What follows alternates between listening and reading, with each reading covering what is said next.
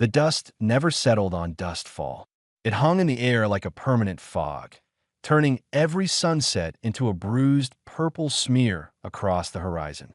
Owen Reese had grown used to it over the past 5 years, the way he'd grown used to the silence and the empty rooms of his homestead.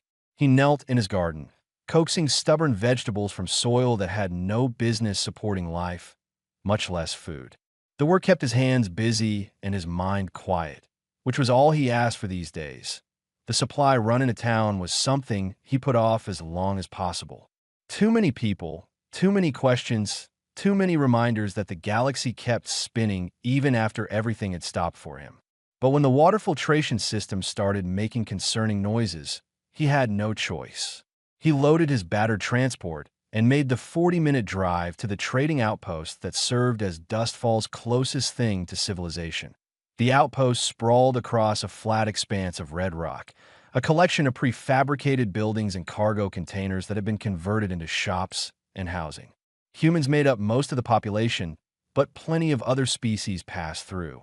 Dustfall sat on a trade route that nobody important used anymore, which made it perfect for people who wanted to be forgotten. Owen was browsing replacement parts when the shouting started. He looked up to see a group of Drackery merchants clustered near the entrance, their scales catching the harsh sunlight.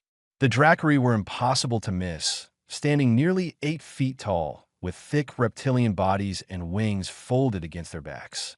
These three were arguing in their own language, the words coming out in sharp hisses and growls that made other shoppers give them a wide berth. He turned back to his shopping. Not his business. Nothing was his business anymore except keeping his little patch of desert alive and himself breathing. That was the deal he'd made with himself when he'd left the Terran Defense Corps with a medical discharge and enough nightmares to last 3 lifetimes. But something about the argument nagged at him. The Drackery were gesturing at the ground, at something Owen couldn't see from his angle. One of them, a female with green scales that shimmered like oil, seemed to be objecting to whatever the others wanted. The largest male, his scales a deep crimson, cut her off with a slashing gesture and bent down. When he straightened, he was holding something roughly the size of a storage crate that Owen's breath caught. It wasn't a crate. It was an egg, covered in purple and silver scales that marked it as Drackery. The male said something harsh and kicked the egg.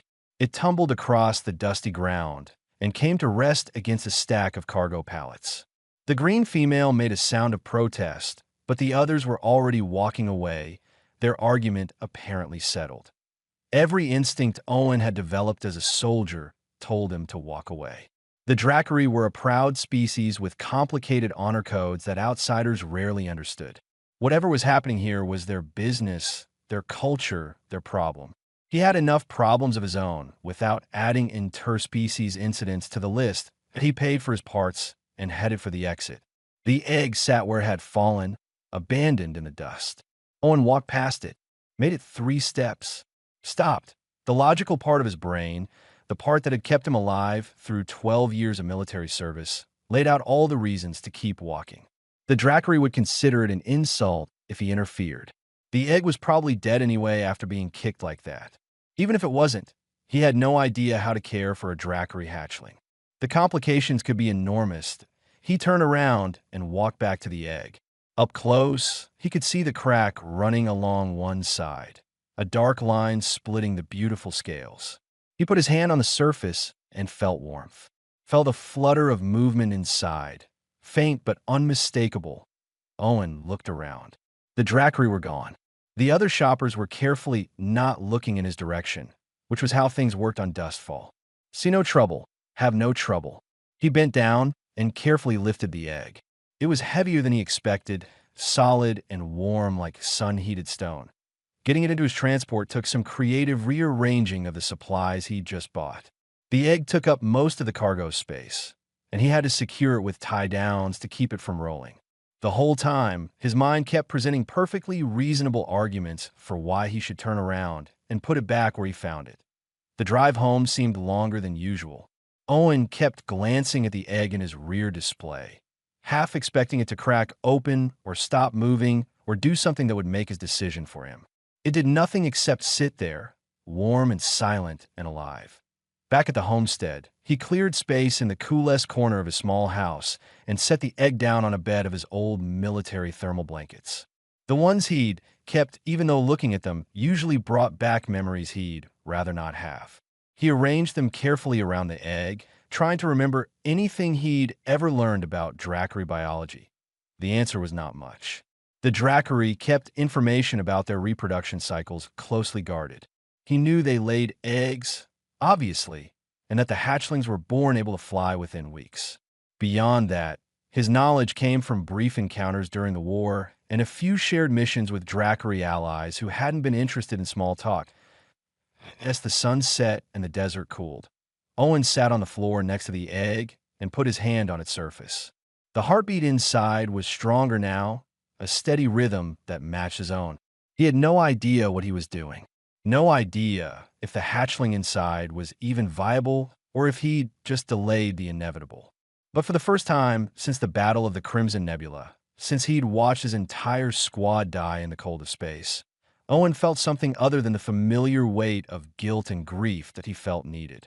3 days passed in a blur of research and worry. Owen spent hours hunched over his outdated data terminal, searching through the colony's limited database for anything about Dracary reproduction. What he found wasn't encouraging. The Dracary guarded information about their young as jealously as they guarded their territorial claims. Most of what existed in public records was speculation or secondhand accounts from other species. What he did learn made his stomach tight. Dracary society operated on strict principles of strength and perfection. Hatchlings that showed any sign of weakness or deformity were abandoned or destroyed. The practice was so common that it had a name in their language, though the translation didn't carry well into human terms. The closest equivalent was mercy culling, which didn't sound merciful to Owen at all. The crack in the egg probably sealed this hatchling's fate before it even had a chance to breathe air. In Dracary eyes, a damaged egg meant damaged offspring, and damaged offspring brought shame to the family line. Owen ran his fingers along the crack, feeling the way the scales had split and separated. He'd seen worse injuries on human soldiers who went on to live full lives, but the Dracary clearly had different standards. He set up a heating element to keep the temperature consistent and rotated the egg every few hours like he'd read somewhere that birds needed. Whether dragon eggs needed the same treatment, he had no idea, but it felt better than doing nothing. At night, he slept on the floor next to the egg, waking at every small sound or movement on the fourth morning. Owen woke to a noise that shot him straight from sleep to full alert. The egg was rocking, shifting back and forth on the blankets with enough force to move several inches across the floor. Small chirping sounds came from inside, high-pitched and insistent. He scrambled closer, his heart hammering in a way that reminded him uncomfortably of combat drops. A tiny claw punched through the shell near the top, white and curved like a fishhook. Then another claw appeared, and another. The egg rocked harder. Owen reached out, then pulled his hand back, unsure if he should help or let nature take its course. The decision was made for him when a section of shell broke away and a small snout pushed through, gasping. Over the next hour, Owen watched the hatchling fight its way free. It was exhausting work. Several times the little dragon seemed to give up, going still for long minutes before gathering strength for another push. Owen found himself murmuring encouragement, the same nonsense words he'd used with injured squad mates who needed to hear a human voice to keep fighting. When a hatchling finally tumbled free of the shell, Owen saw immediately why it had been abandoned. The little dragon was beautiful, covered in deep purple scales that caught the light and threw back silver reflections. It was roughly the size of a large cat, with a long tail and 4 legs that ended in those wicked claws.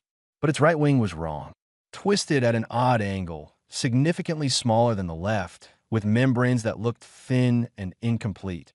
The hatchling lay on the blankets, sides heaving with effort. It lifted its head and looked directly at Owen with eyes that were bright gold and far too intelligent for something that had just been born. It made a sound, somewhere between a purr and a whistle, and Owen felt something in his chest break, opened out. He'd spent 5 years carefully not caring about anything that could be taken away. 5 years building walls and routines, and distance between himself and the rest of the galaxy. This tiny creature with its crooked wing and golden eyes shattered all of it in a single moment. The hatchling tried to stand, legs wobbling like a newborn colt. It managed to get its front half up before the back legs gave out and it collapsed. Tried again with the same result. On the third attempt, it got all four legs under itself and stood, swaying but upright. Then it looked at Owen again and took a step toward him. Every regulation he'd learned in the military, every protocol about non-interference with alien species, told Owen to contact the authorities immediately. The Dracari had a significant presence in this sector. Keeping one of their young, even an abandoned one, could create diplomatic problems that would affect the entire colony. Director Park would have his head if she found out he was harboring what amounted to stolen Dracari property. But as the hatchling took another unsteady step and stumbled, Owen reached out without thinking and caught it. The little dragon's body was warm and surprisingly solid, its scales smooth under his hands. It made that purring whistle sound again and pressed against his palm, exhausted from the effort of hatching. Owen made his decision. He'd made a lot of bad decisions in his life, watched friends die because of choices he'd made in the heat of battle. Maybe this was another bad decision. Maybe it would blow up in his face and create exactly the kind of trouble he'd come to Dustfall to avoid. But looking down at the hatchling's golden eyes, feeling it relax against him in what could only be trust, Owen found he didn't care. He named her Lyra, after a constellation his old squad had used for navigation during night operations. It seemed fitting for something that might help him find his way out of the darkness he'd been living in. Over the next few hours, Owen fed her small pieces of protein rations, which she ate with desperate hunger. He set up a shallow water dish that she immediately knocked over, then fell asleep in the puddle. He cleaned up the mess and set the dish up again, this time secure to the floor. When Lyra finally fell asleep for real, curled up in his lap with her malformed wing folded awkwardly against her side, Owen sat very still and let himself feel something he thought he'd lost the right to feel. Hope. Weeks turned into a rhythm Owen hadn't experienced since before the war. Wake with the sun, feed Lyra, work the garden while she explored the desert around the homestead, teach her to hunt the small burrowing creatures that lived in the sand. She learned fast, adapting to her disability with a creativity that surprised him daily. Lyra grew quickly. Within a month, she'd reached the size of a large dog, her purple scales deepening in color while the silver highlights became more pronounced. Her malformed wing remained smaller than the left, twisted in a way that would never allow flight. But she compensated by developing incredible speed on the ground, her powerful legs carrying her across the desert terrain faster than Owen could follow. He found himself talking to her constantly, the words spilling out after years of silence. He told her about his old squad, about the friends he'd lost, about the guilt that had driven him to this empty corner of the galaxy. Lyra listened with those intelligent golden eyes, and if she didn't understand the words, she seemed to understand the pain behind them. She learned to hunt by watching the small predators that came out at night. Where other Dracari would dive from above, Lyra perfected the ambush.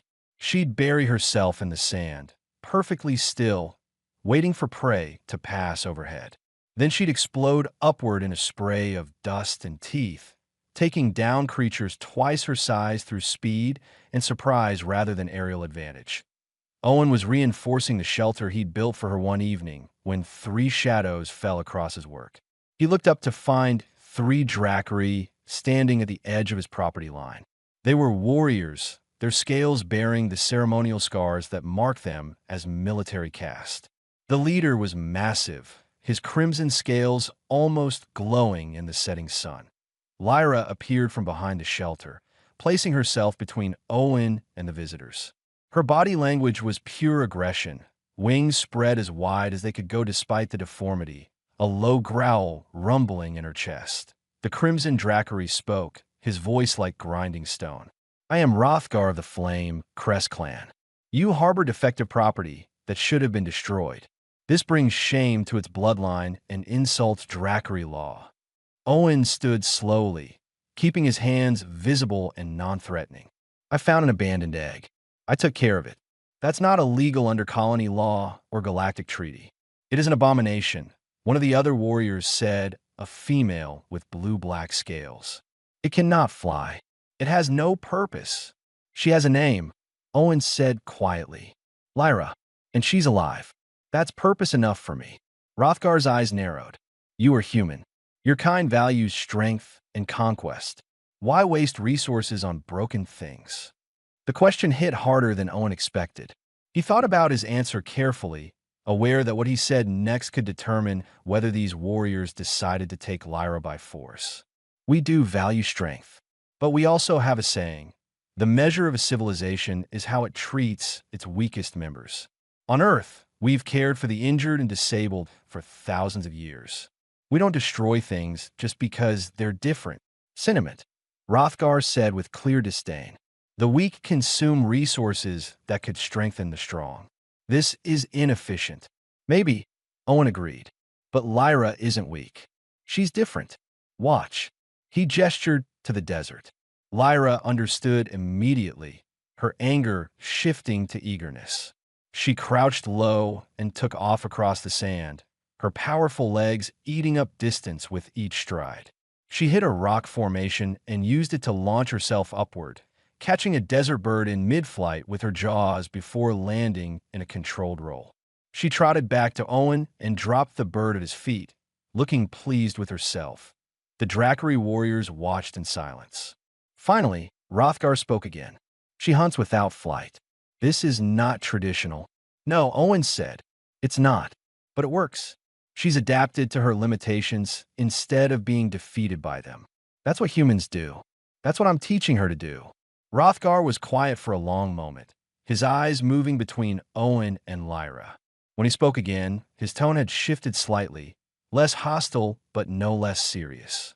In our law, once a hatchling is abandoned, it is no longer property of its bloodline. If you claim this creature as your responsibility, we cannot take it from you. However, you must understand the consequences. No Dracari will acknowledge it. No bloodline will claim it. You have made yourself responsible for something that can never be part of our society. I understand, Owen said. Do you? Hrothgar stepped closer. When it grows larger, it will be stronger than you. It will have needs you cannot meet. It will want to fly and never achieve this. The frustration may turn to rage. Dracari are not pets, human. We are predators with intelligence and long memories. Owen looked down at Lyra, who had moved to stand beside him, her shoulder pressed against his leg. So are humans. And we've been taking care of each other despite our predator instincts for a very long time. I'll figure it out. Hrothgar studied them both, his expression unreadable. Then he did something that surprised Owen. He inclined his head slightly, a gesture of respect. You are either very brave or very foolish. Perhaps both. We will not interfere further, but neither will we offer assistance should you fail. The defective one is your burden now. Her name is Lyra, Owen repeated firmly. As you wish. Hrothgar turned to leave, then paused. One more thing, human. There are others like her, abandoned across many worlds. If word spreads that you successfully raised a defective hatchling, there may be consequences you have not considered. The three warriors left as silently as they'd arrived. Owen watched them disappear into the desert, then sat down heavily on the ground. Lyra immediately climbed into his lap, far too large for it now, but not caring. She made that purring whistle sound, and Owen wrapped his arms around her, feeling the solid warmth of her against his chest. What did I get us into? He asked quietly. Lyra just rumbled contentedly and closed her eyes. For her, the answer was simple. She had Owen, and Owen had her, and that was all that mattered. Owen wished he could see things so clearly. But as he sat there with a dragon in his lap and the last light fading from the sky, he had to admit that maybe, just maybe, simple was exactly what he needed. 6 months after Lyra hatched, she'd grown to the size of a small horse. Her purple scales had darkened to a deep royal shade, and the silver highlights now formed patterns along her spine and tail. The malformed wing had stopped growing entirely, leaving her permanently grounded, but she moved through the desert with a grace that made flight seem unnecessary. Word of Owen's dragon had spread through the colony despite his efforts to keep a low profile. Some settlers thought he was crazy, risking diplomatic problems for a creature that would never be normal. Others were curious, stopping by his homestead to see the impossible sight of a human raising a dracarys. Director Park had called him in twice to remind him that if there were problems, the colony wouldn't protect him. Owen didn't care. His days had purpose again. He built Lyra a larger shelter, designed a harness to support her twisted wing and reduce the pain during rapid movement. Taught her to understand basic human commands mixed with the limited dracarys words he'd learned. They developed a partnership, hunting together in the evenings and working the garden in the cooler morning hours. Then Vessa arrived. Owen was repairing Lyra's harness when he noticed the transport approaching his homestead. It was dracarys design, sleek and expensive looking, nothing like the cargo haulers that usually visited Dustfall. He stood, motioning for Lyra to stay calm as the transport settled onto his property with barely a whisper of displaced air. The dracarys who emerged was smaller than the warriors who'd visited months ago, with scales that shifted between green and gold, depending on how the light caught them. She wore no military markings, but carried herself with the confidence of someone used to being listened to. Owen Reese. Her human speech was accented but clear. I am Vessa, scholar of the Luminous Path Academy. I've come a long way to see the defective hatchling that thrives under human care. Lyra growled low in her throat. Owen put a hand on her shoulder. Her name is Lyra. And what's your interest in her? Scientific curiosity, Vessa said simply. She approached slowly, her eyes fixed on Lyra with intense focus. In all of dracarys history, no defective hatchling has survived past its first molt. They die naturally or culled. Yet this one not only lives, but appears healthy and well-developed. This should not be possible. Why not? Owen asked, defensive. She's just different, not dying. You misunderstand. Vessa stopped a respectful distance away. In our society, defective hatchlings are removed from a nest immediately. They receive no care, no food, no protection. They die within days, and we tell ourselves this is natural. That weakness cannot survive. But what if we were wrong? What if they could survive with proper care? The implications hit Owen hard. You're saying your people have been killing hatchlings that might have lived? I'm saying we have never tested the alternative. Vessa's gaze remained on Lyra. May I examine her? I give you my word as a scholar that I mean no harm. Owen looked at Lyra, who had stopped growling but remained tense. It's up to her. Over the next hour, Vessa conducted a careful examination while Owen watched closely. She measured Lyra's wingspan, tested her reflexes, observed her movement patterns. She asked endless questions about diet, behavior, development milestones. Lyra tolerated it all with surprising patience, seeming to understand that Vessa was different from the warriors who'd come before. Finally, Vessa stepped back, her expression thoughtful. Remarkable. Her muscle development has compensated for the wing deformity. She's faster on the ground than most fully functional dracarys because she's dedicated all her growth energy to her legs and core instead of flight muscles. And her problem-solving abilities are exceptional. She's learned to hunt in ways our people never considered because we assume flight is essential. So she's proven your people wrong, Owen said. She's proven that adaptation is more powerful than perfection, Vessa corrected. This changes everything I thought I knew about our species.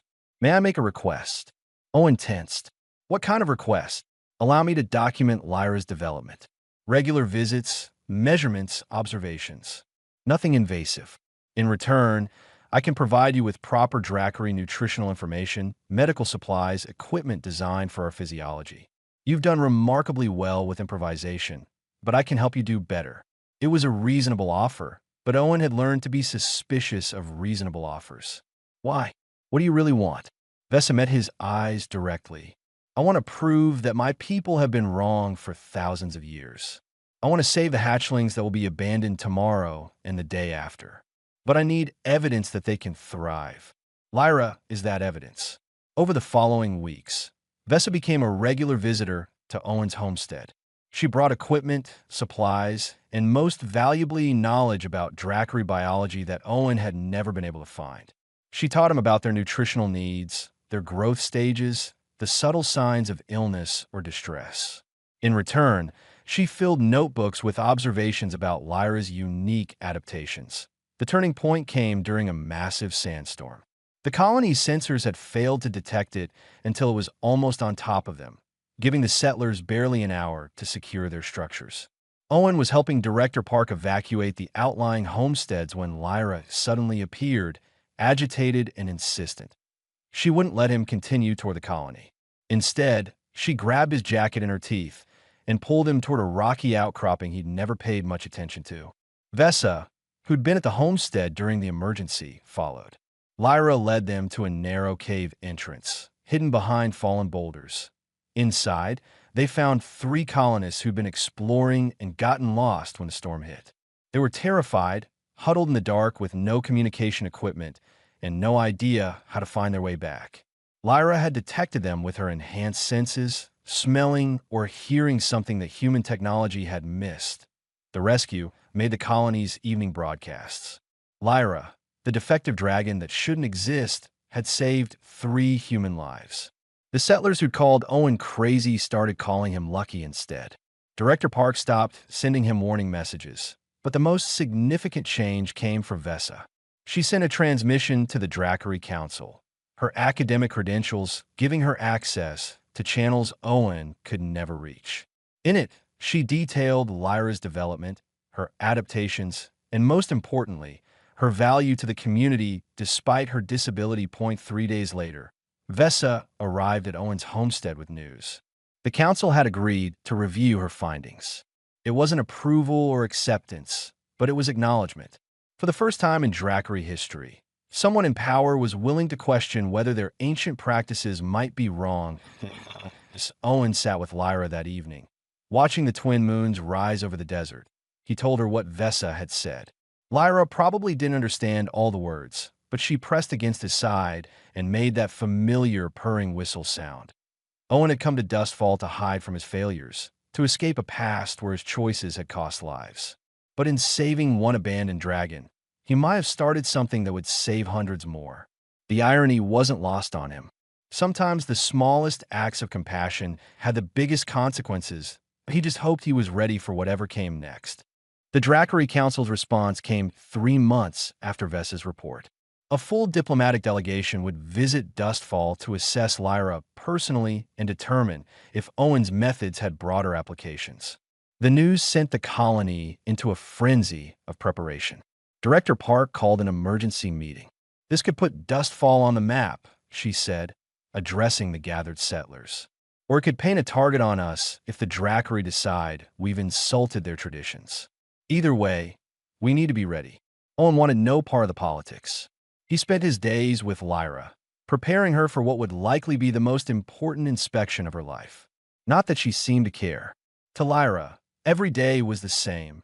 Hunt, explore, spend time with Owen, sleep in the shelter he'd built for her.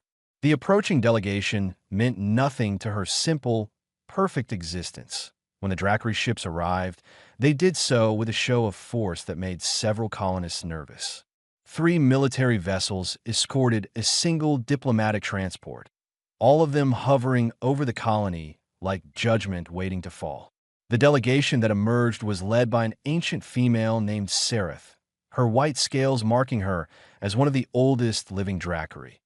The meeting took place in the colony's central hub, with Owen and Lyra on one side and the Dracary delegation on the other. Vesa stood between them, her role as mediator evident in her positioning.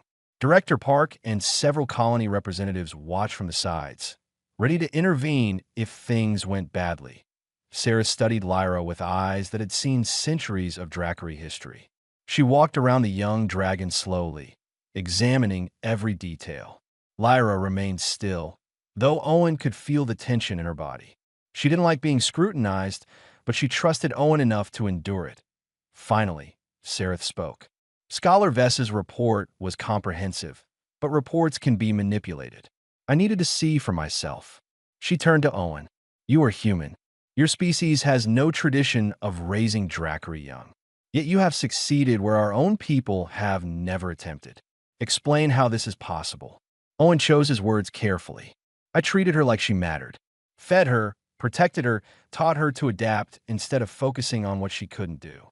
It's what humans do with our own injured and disabled. We don't give up on them just because they're different. And you believe this approach should be extended to all defective Drackery hatchlings? Saratha's tone was neutral, impossible to read. I believe every life deserves a chance, Owen said. What you do with that is up to you. Sarath was silent for a long moment. Then she made her offer. The Council is prepared to establish a research program. We will study the viability of raising defective hatchlings using your methods. However, this requires Lyra's participation. She must return to Drackery space, to our facilities, where she can be properly observed and her development properly documented. The words hit Owen like a physical blow. He'd known this might be coming, had prepared himself for it, but hearing it spoken aloud made it real in a way that nothing else had. Lose Lyra or condemn other hatchlings to death. The choice was impossible. For how long? He managed to ask. Indefinitely, Sarath said. The research will take years, perhaps decades. Lyra would be cared for, her needs met, but she would not return to Dustfall. She would become a template for a new understanding of what Drackery can be. Owen looked at Lyra, who was watching him with those intelligent golden eyes. She didn't understand the words, but she understood something was wrong. She pressed against his leg, offering comfort the only way she knew how. He thought about the nights he'd spent talking to her, telling her about his lost squad, about the guilt that had eaten at him for 5 years. He thought about watching her hatch, teaching her to hunt, building her shelter piece by piece. She was the only family he had, the only thing that had made him feel human again after the war. But he also thought about the green-scaled female at the trading outpost who tried to object when the others kicked Lyra's egg into the dust. He thought about how many other hatchlings were being abandoned right now, across how many worlds, all of them dying because no one gave them a chance. I need time to think, Owen said. Sarath nodded. You have 3 days. Choose wisely, human. This decision will affect more lives than you know. Over the next 3 days, Owen barely slept. He spent every hour with Lyra, trying to memorize every detail of her. The way she whistled when she was happy. The way she buried herself in sand when she was hunting. The way she always checked to make sure he was nearby before she fell asleep. Vesa visited on the 2nd day. I know what I'm asking of you, she said quietly. I know what she means to you. But Owen, there are hundreds of hatchlings abandoned every year. Hundreds of lives that could be saved if the Council approves this program. Lyra could be the key to changing everything. I know, Owen said. That's what makes this so hard. On the 3rd day, Owen made his decision. But before he could tell anyone, Lyra made hers. He'd left her translator device nearby, the one Vesa had provided months ago to help them communicate. Lyra had learned to use it for simple concepts, though she rarely bothered. But that morning, Owen woke to find her standing over it, deliberately pressing the symbols. The device spoke in its flat electronic voice. Go. Help. Others. Like. Me. Owen stared at her. You understand what that means? You understand you'd be leaving. Lyra pressed more symbols. You. Teach. Me. Help. Others. Right. Thing. The words broke something in Owen's chest. She'd learned more than just how to hunt and survive. She'd learned the values he'd tried to live by, the ones he'd failed to uphold when his squad died. She'd learned that sometimes doing the right thing meant sacrifice, that he held her close, feeling the warmth of her scales, the solid reality of her. I'm so proud of you, he whispered. When Owen informed Sarath of their decision, the ancient Drackery showed the first sign of emotion he'd seen from her. The hatchling chooses this herself? She does, Owen confirmed. She understands that her experience could help others like her. She's willing to go. Sarath studied them both. Then perhaps there is more to learn from humans than I anticipated. Very well. Lyra will come to our research facility, but on one condition. You, Owen Reese, will come with her. As her guardian and as a consultant to our program. We will learn from both of you. It wasn't what Owen had expected. You want me to teach Drackery how to raise their own young? I want you to teach us how to see value in what we have long considered worthless, Sereth corrected. This is new territory for my people. We will need guidance from someone who has already walked this path. Owen looked at Lyra, who pressed against him in agreement. He'd come to Dustfall to hide from his past, to escape the weight of lives lost. But maybe the way forward wasn't escape. Maybe it was using what he'd learned from his failures to prevent future ones. All right, he said. We'll do it together. The departure was set for the following week. Owen spent his remaining days on Dustfall, saying goodbye to the desert that had been his refuge, to the garden he'd coaxed from impossible soil, to the quiet life he'd built in the aftermath of war. Vesa helped him pack, sharing her excitement about the research they'd conduct together on the last evening. Owen sat with Lyra watching the sunset paint the dust purple and gold. You ready for this? He asked. Lyra made her purring whistle sound and pressed her forehead to his, a gesture she'd learned from watching other Drackery. In that moment, Owen understood that she wasn't just a dragon he'd saved. She was a teacher who'd save him right back, showing him that the best way to heal from the past was to build a better future. Tomorrow they'd leave for Drackery space. Tomorrow they'd start changing an entire culture's understanding of worth and value. But tonight, they sat together in the desert dust, a broken soldier and a broken dragon, both of them whole in the ways that mattered most. The journey to Drackery space took 2 weeks aboard Sereth's diplomatic vessel. Owen spent most of that time in the quarters they'd assigned him and Lyra, watching the stars slip past and try not to think too hard about what he'd left behind. Lyra adapted to shipboard life with her usual resilience, turning their quarters into a nest and treating the vessel's corridors as new hunting grounds for the small maintenance drones that skittered along the walls. The research facility sat on the moon of Drakkar Prime, the Drackery homeworld. It was a massive complex of laboratories and habitats, all designed with the efficiency that marked Drackery architecture. Owen felt small walking through the halls, surrounded by beings who towered over him and spoke in hissing languages he couldn't understand without his translator. But he wasn't alone. Vesa had arrived ahead of them and set up a workspace that would serve as their base of operations. More importantly, word of Lyra's arrival had spread, and within days, other Drackery began appearing with questions. They were scientists, mostly young scholars who'd read Vesa's reports and wanted to see the impossible for themselves.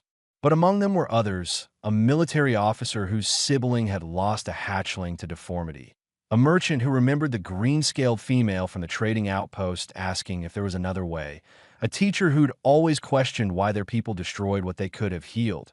The first test came sooner than Owen expected.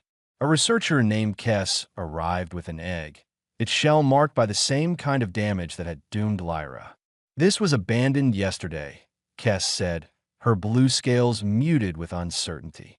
I claimed it before it could be destroyed.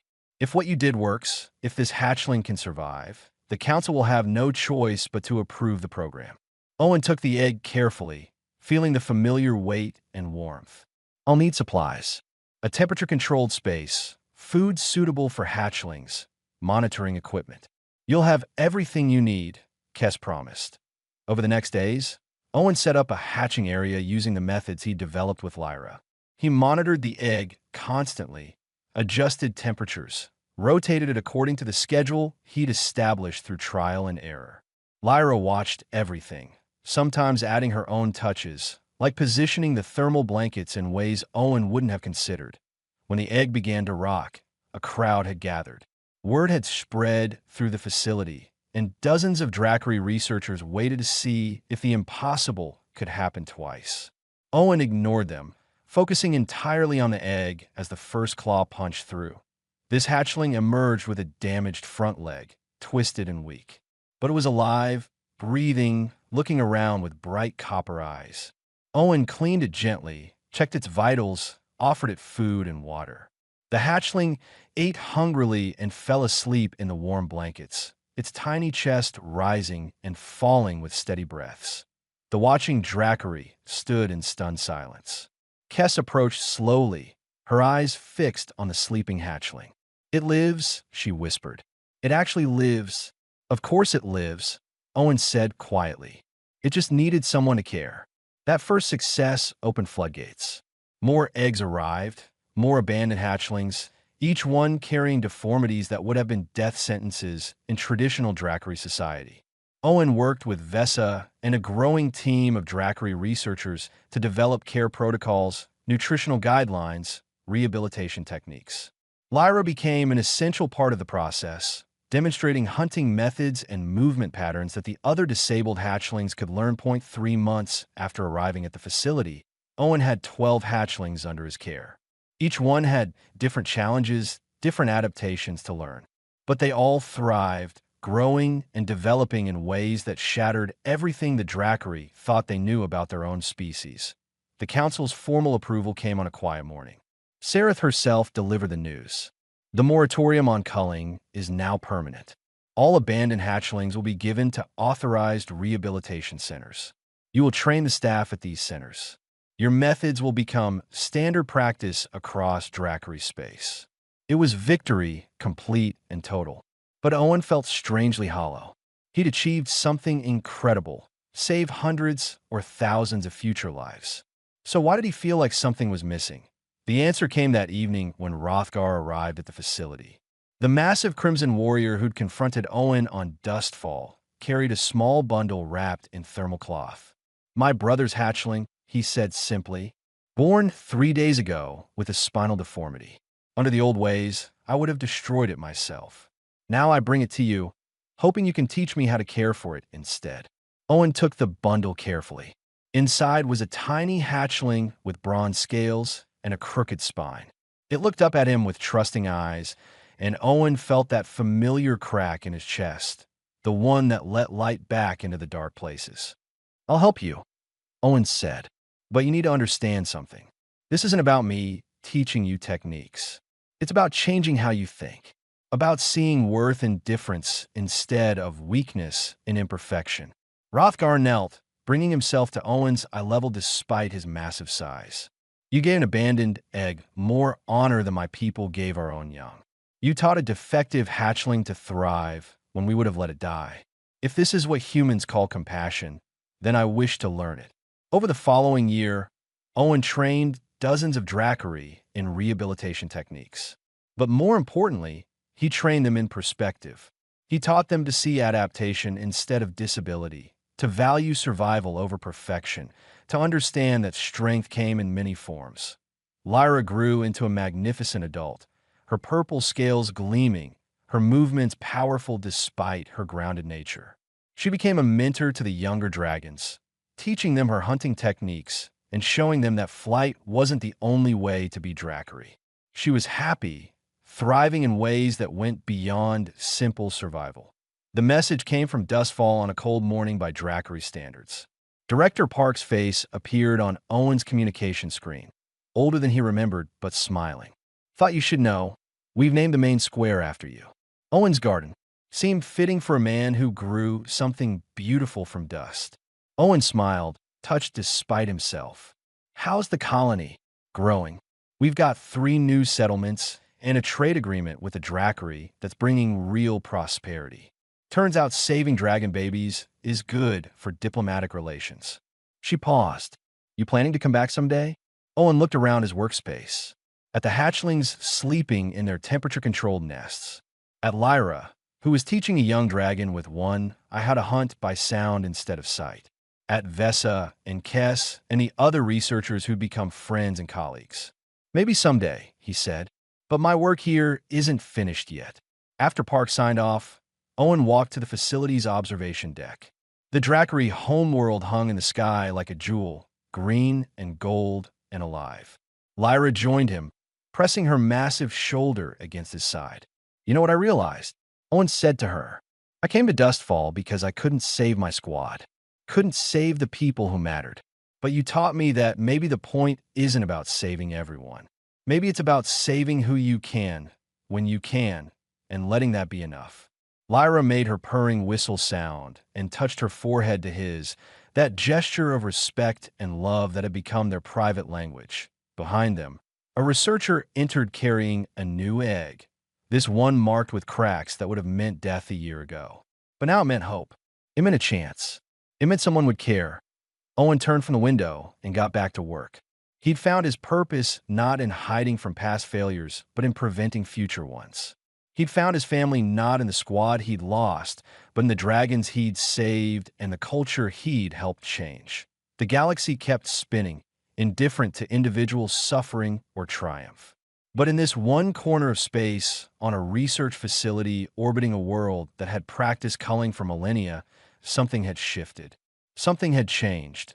And it had started with one retired soldier who couldn't walk past an abandoned egg, and one dragon who'd taught him that broken things could heal, that different didn't mean worthless, and that sometimes the smallest acts of compassion could reshape entire worlds. Owen slept without nightmares now. When he dreamed of hatchlings learning to hunt, of researchers asking eager questions, of Lyra teaching her students that their disabilities were just different abilities waiting to be discovered. He dreamed of a future where no egg was kicked into the dust, where no life was deemed too imperfect to deserve a chance, that IT was a good dream. And for the first time in 8 years, Owen Reese believed it might come true.